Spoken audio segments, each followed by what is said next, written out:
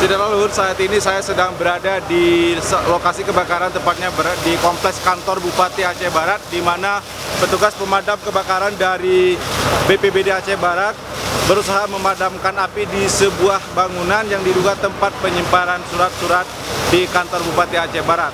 Hingga saat ini api sudah bisa dikendalikan oleh petugas pemadam kebakaran, namun sejumlah armada pemadam kebakaran milik BPBD Aceh Barat sudah diterjunkan ke lokasi untuk memadamkan api. Sudarlun, sebuah gudang yang berlokasi di kompleks kantor Bupati Aceh Barat Selasa malam sekitar pukul 19.15 waktu Indonesia Barat terbakar.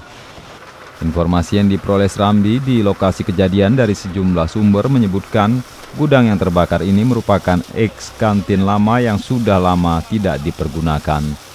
Menurut sumber menyebutkan di dalam gudang tersebut terdapat penyimpanan barang-barang dan berkas serta dokumen. Tidak jelas apakah dokumen tersebut merupakan dokumen penting atau dokumen biasa.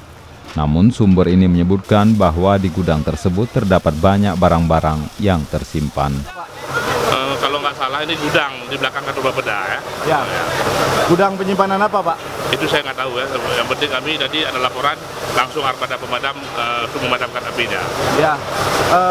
Ada berapa banyak armada pemadam yang dibawa ke sini, Pak? 4 tambah mobil tangki 1. Ya. Dan api sampai dengan saat ini sudah berhasil dijinakkan, Pak? Alhamdulillah. Tadi 40 menit yang lalu ada telepon kepada saya langsung perintahkan pemadam untuk berangkat ke lokasi. Ada korban jiwa, Pak, di sini, Pak? Alhamdulillah sekarang belum.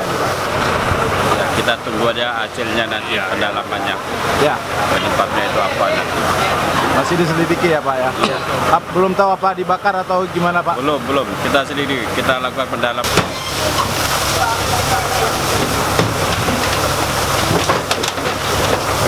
Dari Melabuh, Dedi Iskandar, Serambi TV.